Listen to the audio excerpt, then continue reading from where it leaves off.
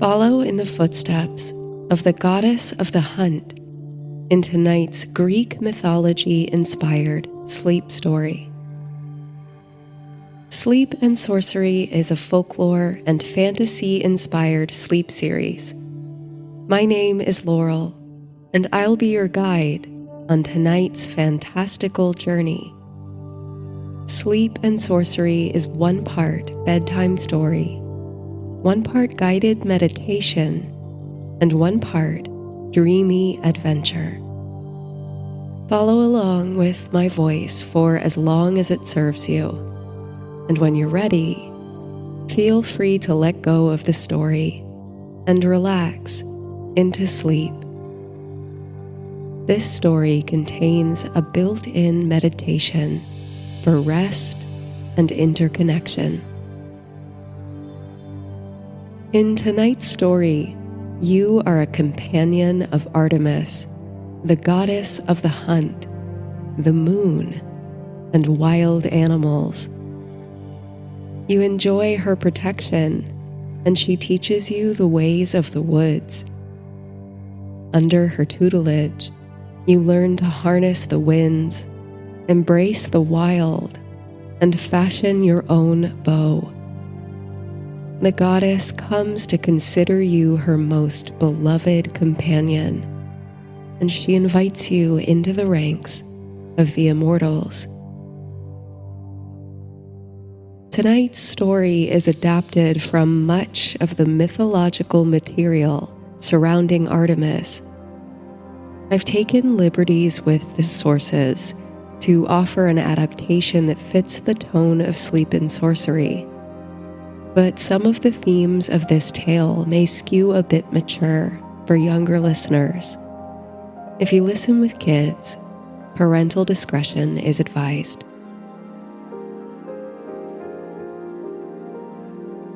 If you have ever gone to the woods with me, I must love you very much.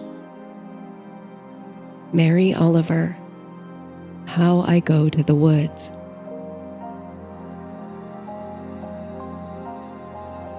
You remember little from the time before she first appeared to you. Sometimes the life you used to live will return in flashes of image or faint memory, panting breaths and a blur of trees. It seems to you, piecing together these fragments, that you were always running, that yours was a life on the run, a life of adrenaline, exhaustion, and relentless effort. How different things are now. You can finally breathe easy. You can even run sweetly and singing as you go, at your own pace, taking in the wonders that surround you. The wildness of the woods, the splendor of the trees, and the songs of the birds and insects. Your feet know the forest floor, and your hands revel in the texture of bark and leaf and bough. And it is all because of her. She came to you at your lowest point, when hope was all but lost. Your skin was burned and reddened by the ropes of the fisherman's net in which you were tangled. You don't remember how you got there. Were you fished from the sea like some aquatic creature? If so, why do you have memories of fleeing on foot? Or did you leap from some place on high, so determined to elude a pursuer that you favored the waters below? Whatever the case, snared you were in the nets, caught like a fish, still yearning for freedom. But then she appeared. This memory is clearer in your mind than any other, as mysterious as it is, for this is when your new life began. Soft hands, a soft voice. Tenderly she unwound the ropes from your arms and legs, freeing your limbs which seized and trembled from the cold and perhaps the constant running. She lifted you from the net, and with a strength greater than her size implied, she held you like a child in her arms. She was warm and bright, like the sun. The fishermen, who had moments before sought to bring you on board, shielded their eyes against her brilliance. She was too much for them to behold. But to you, she was nourishing.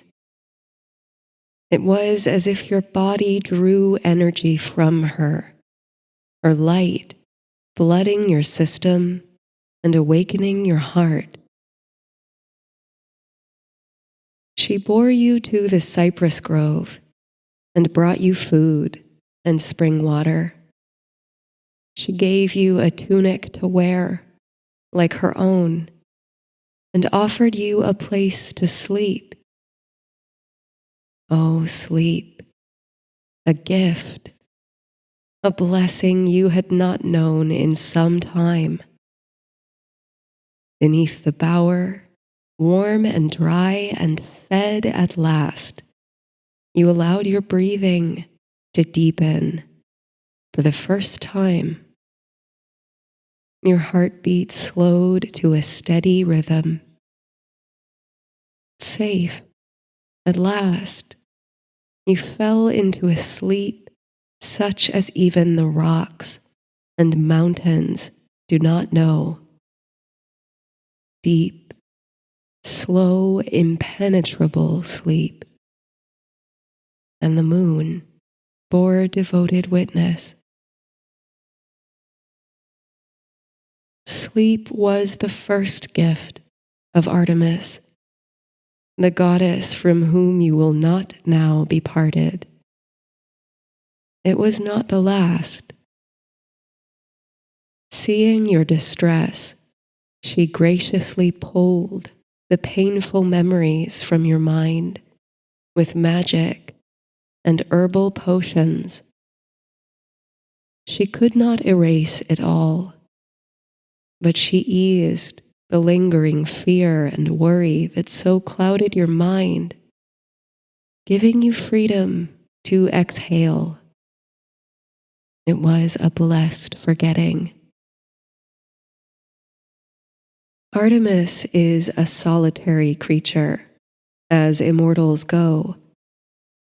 Or rather, she is particular about the company she keeps. So, if you land among her inner circle, you must be very special indeed. She must prefer you to the independence and bliss of solitude. Unlike many of her kin, she refuses marriage and conventional partnership. Domesticity is not in her nature. She is untamed, feral, making her home under the bending limbs of cypress trees, in earshot of laughing brooks.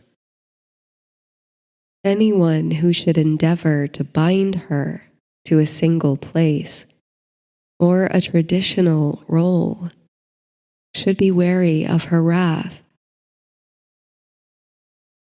You have come to know her as well as anyone, you think, in the time you've been by her side. Perhaps only her brother may claim to know her better. When you first saw her, you thought she was radiant as the sun, but now you know such brightness is the domain of her twin, Apollo. Artemis, on the other hand, sheds a light that's more reflective, opalescent. She is like the moon, aglow with the luminous echo of all the beauty that surrounds her. She is a mirror. When they are together, the twins seem to converse in an altogether foreign language, a vocabulary all their own, unique to the bonds of their birth. At first, you longed to decipher their twin tongue. Now you surrender to its strangeness. For when Apollo departs, drawn away to some conflict or other, she is all yours once more. In her shadow you learn the ways of the wild. Fleet of foot as you are, you linger always a pace or two behind her, observing her skill with the bow, the silence of her movement between trees. At night, you lie on your backs in the cypress grove, gazing up at the stars. She tells you the stories of the Titans and the gods, of her mother, the Titaness Leto, and her father, the Olympian Zeus, of the great war that once raged between the immortal races, a conflict of generational change, of her own birth on the floating island of Delos, an island which was once a Titaness, Asteria, the goddess of falling stars. Such stories are written into the stars, Artemis tells you. Many of her own stories sparkle in the firmament. Though she never wished to marry, Artemis has known love. She rarely speaks of Callisto, the nymph with whom she once shared a close bond. After a betrayal too painful for the goddess to describe, Callisto was banished from her side and transformed into a bear. Now the bear nymph shines down from above in a collection of stars known as the Great Bear. The love Artemis will speak of, even with grief in her voice, is the love she shared with Orion. Like her, he was a hunter. As mistress of the wilderness and commander of the bow, she had never met her equal. Only Orion came close to rivaling her ability. So she made the mortal hunter her companion. He was a kindred spirit, but he boasted too much about his hunting prowess, and his pride angered the earth, Gaia. The Titaness engineered Orion's death, and Artemis wept over his body. The grief of a goddess is a powerful magic, unpredictable in its alchemy. Her tears transformed the hunter's body into bright burning gems, which she placed among the constellations in a form like the one in which she had so delighted. Now, each night, she may look upon Orion again. You are certain she loves you, too, though perhaps not in the same way she loved Callisto or Orion. Yours is a bond unspoken and quiet. It needs no declaration or grand gesture. Yours is the rare and sparkling intimacy of entangled souls, spending time together in the grove, on the hunt, or beneath the stars. Feels like being alone with yourself. Artemis teaches you to fashion your own bow and arrows. Her bow of purest silver was forged in the fires of Hephaestus, blacksmith to the gods. Yours, though, is fashioned of deer antler, shed by the young stag, bound up with leather and bent to the curves of your hands. And with the divine huntress as your guide, you learn to shoot straight, but you also learn the delicate balance of the hunt, the magnitude of responsibility the hunter has for life and death, how these two great forces feed and turn each other like a water wheel. Life into death, into rebirth, into new life. You imagine she learns from you in turn. Though she is the lady of the hunt, she knows not what it means to be hunted. She's relieved you of the most painful memories of your life before, but the remembrance of being pursued never fully leaves your body. It is encoded into your muscles and limbs, entangled with your deepest instincts. You know what it is for fear to flood the system, for the heart to race.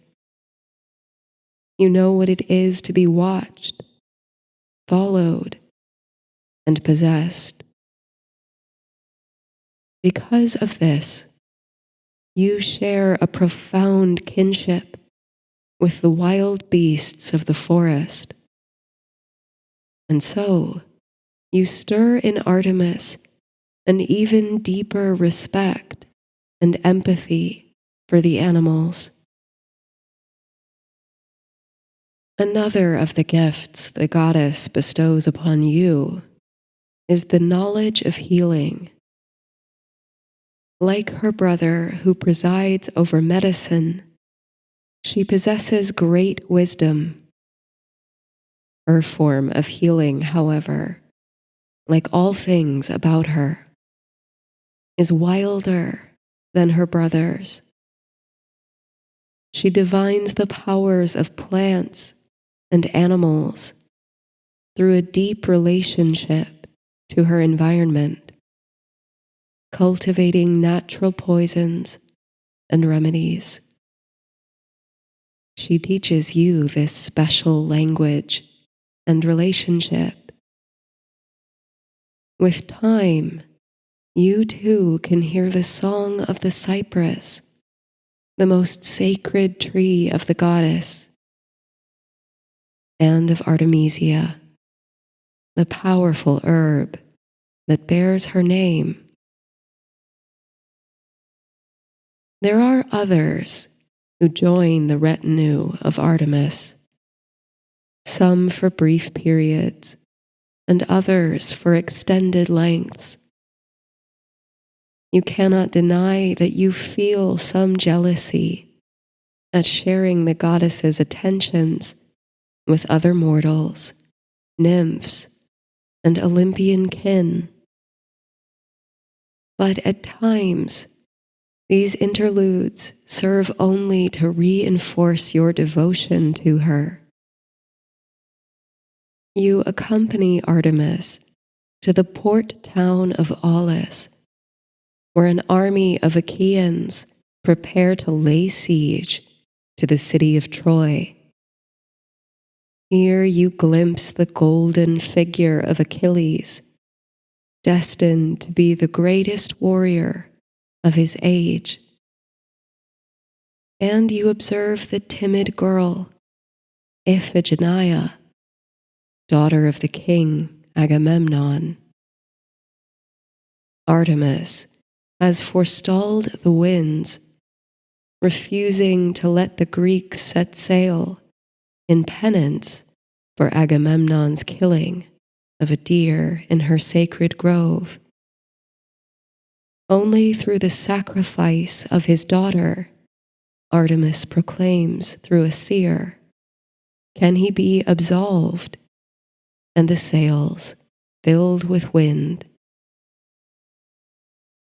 You watch as Agamemnon leads his daughter to the altar, distraught that the goddess would allow such tragedy to befall an innocent girl.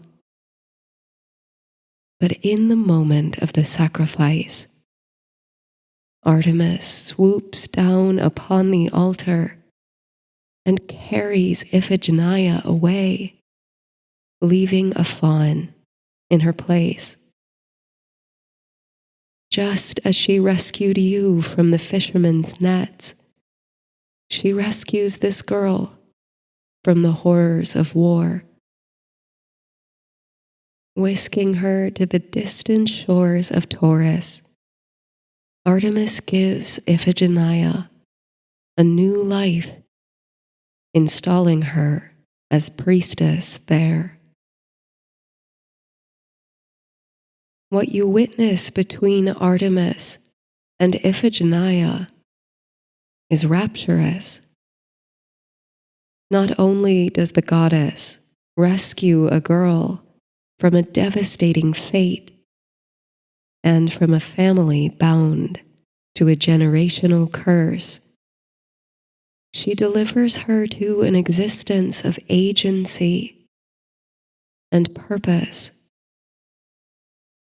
Iphigenia is no longer the gambling chip of powerful men, but a spiritual leader and protector of women.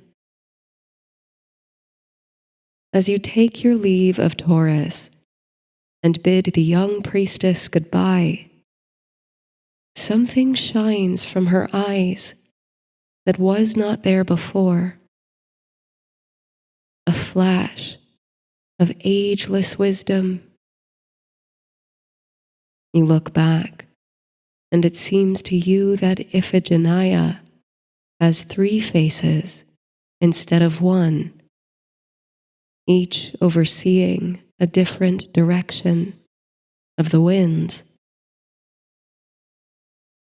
For the first time, you understand that not all gods or goddesses are born. Some are made. What makes someone a god? You wonder aloud, back in the cypress grove, as you and Artemis gaze on the wandering stars.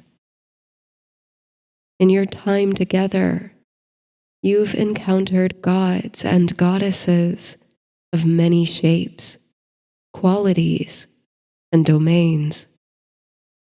You have run through the forests of Delos, an island who is also a goddess, with slopes and plateaus and lakes. You have watched the goddess of the dawn drive her chariot across the sky, glimpsed Poseidon, the lord of waterways, and his fish-tailed sons. You have reveled with Pan, the horned god of the meadows of Arcadia, basked in the beauty of Aphrodite, who was born of sea foam, and Athena, who sprang fully formed from her father's head. None of these beings is like another. Every origin is unique. Even the twins, Artemis and Apollo, are as unalike as the sun and moon. So what is it that makes someone divine? Artemis rolls onto her side.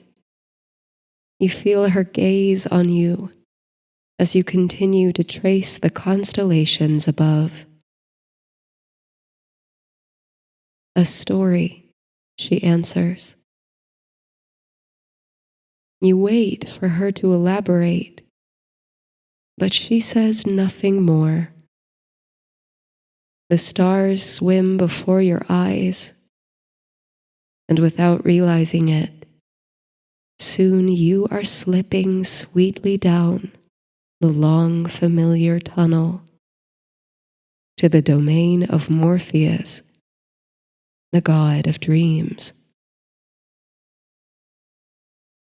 In that poppy-scented realm, revelations often arrive on the black wings of the dream gods. Artemis's last words to you before falling asleep cling to your eyelashes. What makes a god a god? A story, she said, as if she were solving a complex mystery and putting it to bed. You float through alleys of cypress and pine, through forests wilder than any you've hunted in. Vast forms flit in and out of the trees, disappearing before you can fix your gaze on them. Deer and wolves and hooved gods. If only, you think, like Iphigenia, you could see in many directions at once. But is this not, you realize, the only place in creation where, if you desire something, you can have it? No sooner than the thought crosses your dreaming mind, your vision expands, as if you are opening long-forgotten pairs of sleep-filled eyes, which were always there, but never put to use. It is unfamiliar, strange, to see all around through unique perspectives. Instead of one panoramic vision of the dream wilderness, you see 3 distinct landscapes unfold before you. One mountainous, rocky, and overlooking the sea. One fragrant with cypress. One cave-like and chthonic. It seems you can send your mind or your dream body down each path simultaneously, for almost without effort, you find yourself immersed in these disparate worlds, and you become the landscape. As the goddess of falling stars once lay her Titan body down in the ocean to take the shape of an island, you now send your spiral arms into the limitless expanse of the universe. And you know what it means to be a fish in the ocean. You know how it feels to be a mountain moving on a cosmic scale. You know what it's like to weave textiles and fire weapons in a forge. You remember a past life in which you were always running. The whole wide world, a fearful blur. You breathe. Or rather, you are breathed by the world, by the cosmos. You rise and fall with the current of the wind, the waves, and the wandering rocks.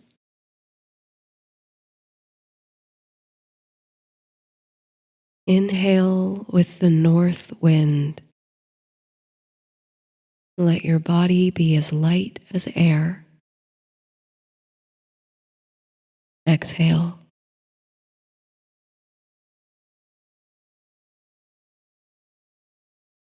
Inhale with the west wind, finding lightness, buoyancy. Exhale.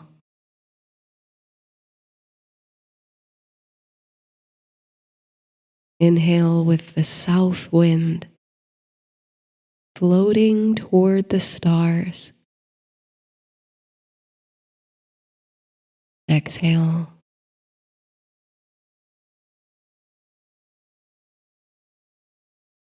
Inhale with the east wind, drawing yourself into the constellations. Exhale.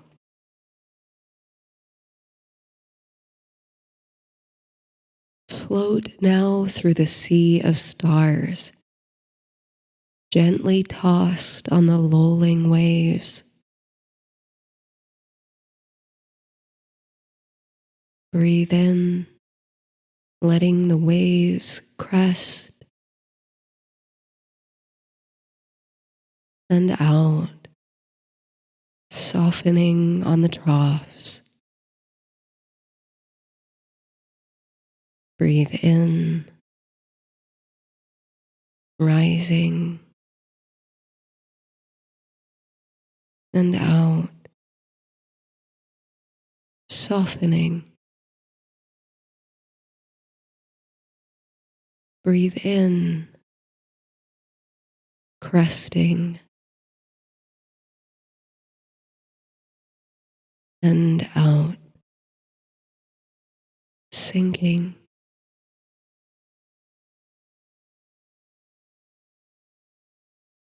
Feel yourself drawn to the ground again, into the arms of Gaia, Titan goddess of the earth.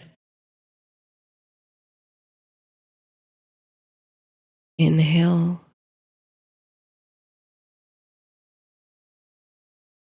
And exhale, sinking toward the ground. Inhale.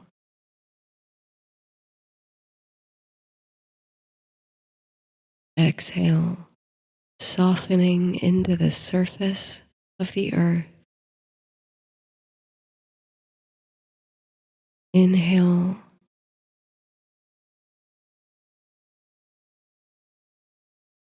Exhale, sinking into the soil.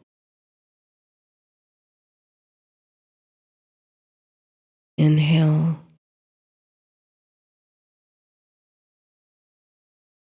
Exhale, connecting with the roots, the rocks, and the caverns below.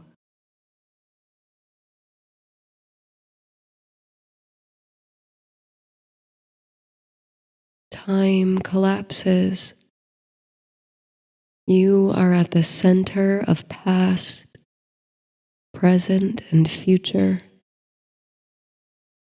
And yet you are also decentralized,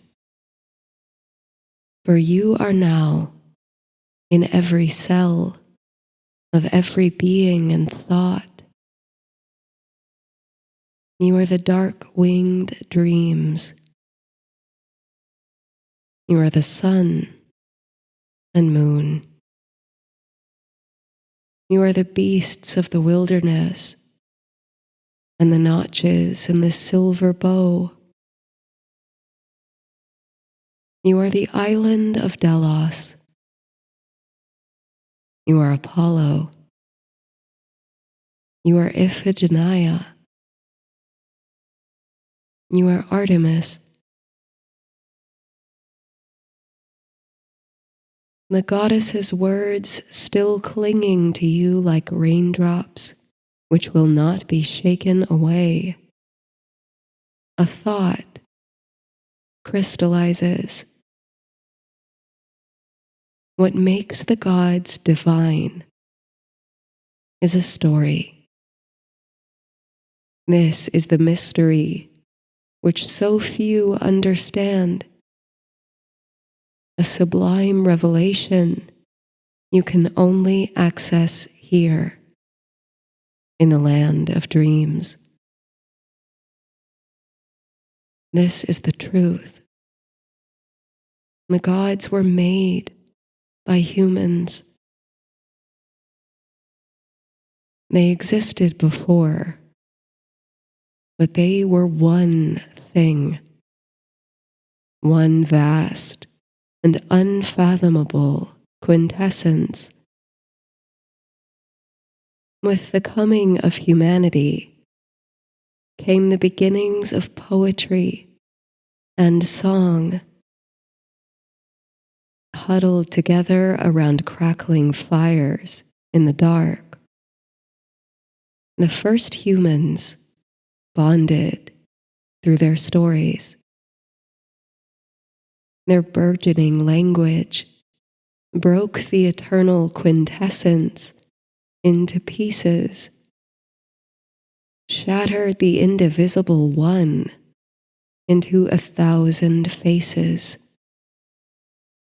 Like the facets of a diamond, or the mist that hangs round after a rain to create arcing prisms. They reflected against one another, casting illusions of new gods in endless permutations. Each of them a unique composite of all the stories humans would ever tell, all the archetypes you would ever dream. They weave in and out of each other, Olympian, Titan, or otherwise, morphing and transfiguring down the passage of time. Sometimes even the gods do not know where one of them ends and another begins. And the divisions don't stop, even when the gods claim their individual name and domain. The stories continue to split them into aspects and epithets.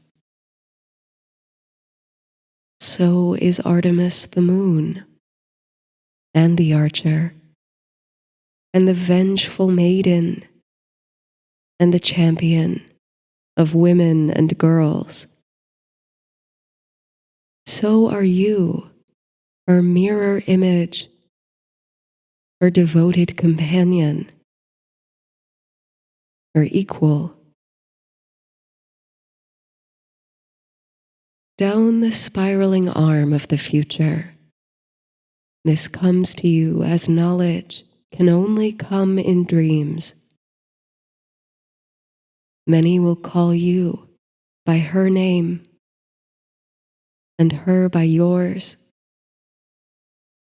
and you both will have other names entirely.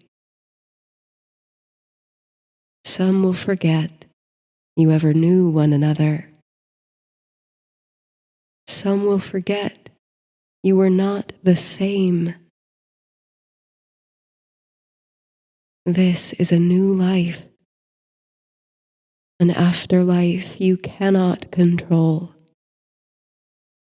It is in the hands of storytellers. That thought is somehow comforting. In a past life, the one you lived before Artemis came for you, you were always running. Now you can rest.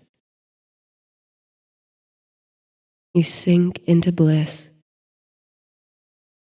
The dream blurs, carrying you down a river of silence into restorative darkness and peace.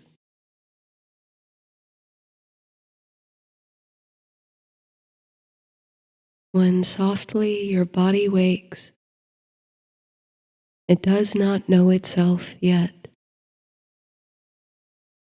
It does not know its edges. Beads of dew cling to your skin and hair, and for a tender moment, you might be the trumpet of a daffodil, the cup of a primrose. Savor it, you think. This transition from cosmic to microcosmic. The sweetness of forgetting that you are not a flower or a mountain or stardust. When you open your eyes, the reality of interconnection will slide off, restoring the illusion of your edges. It is nice to have a body, to know who you are, but it can also be nice to be everything, everyone, everywhere. In time, you rise, stretching your arms and breathing in the scent of cypress. Dawn's chariot splashes the sky with tinted rose and purple marble. Mist is evaporating over the trees. Footsteps somewhere in the wood. The footsteps of the goddess.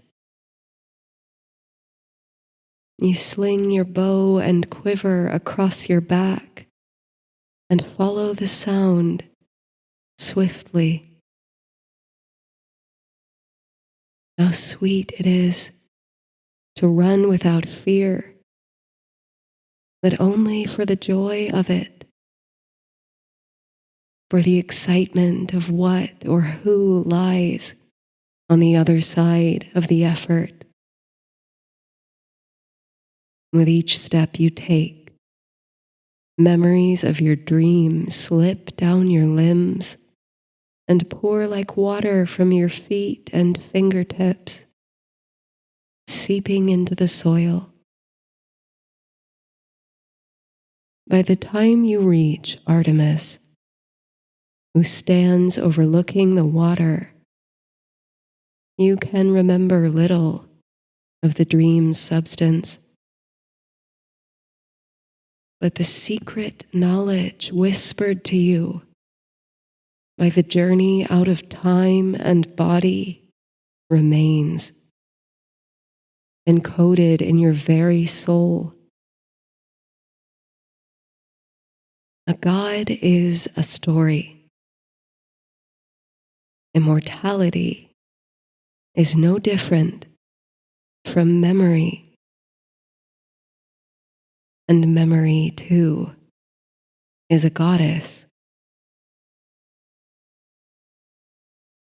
Artemis has written stories into the stars, the belt and bow of her beloved Orion, the great bear nymph, Callisto, and she has founded lineages.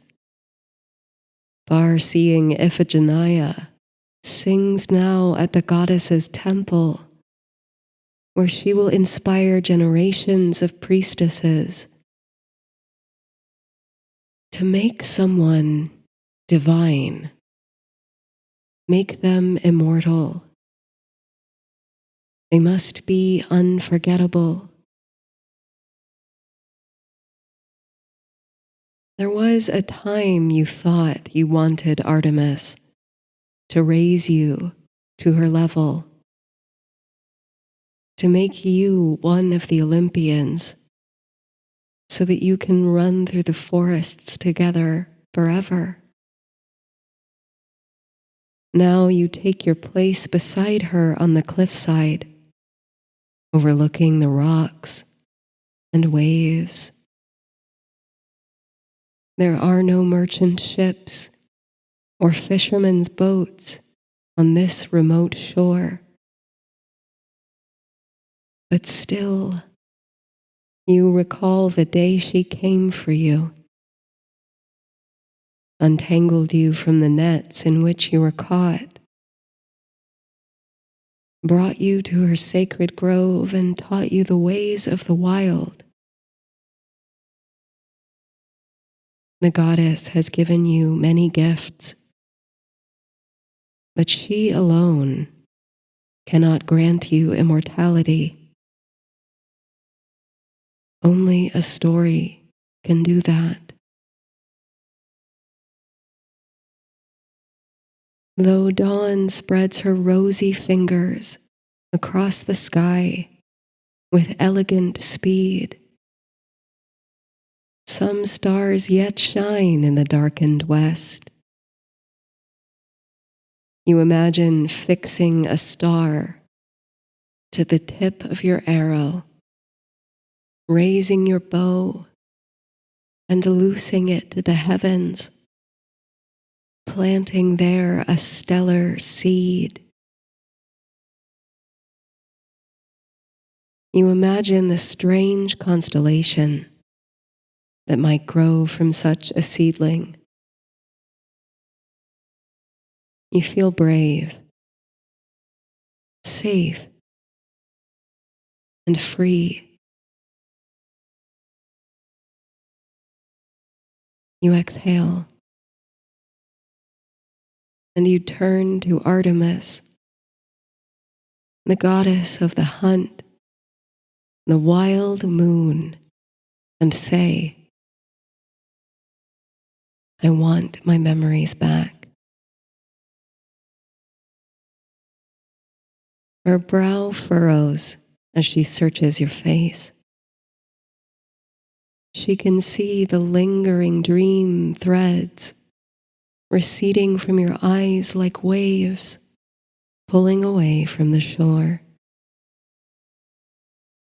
She can see the new knowledge sparking in your heart, and her eyes soften. Are you sure? She asks. Yes, you reply. I want to remember everything.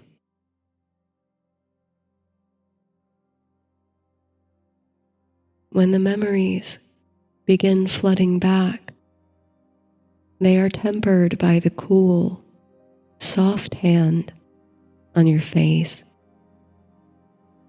another laid upon your heart. She wants you to know you are safe with her. She will always catch you if you fall. She loves you. And from the heart of the forest to the rocky cliffs, this is your home. You never need to run again, except in search of joy.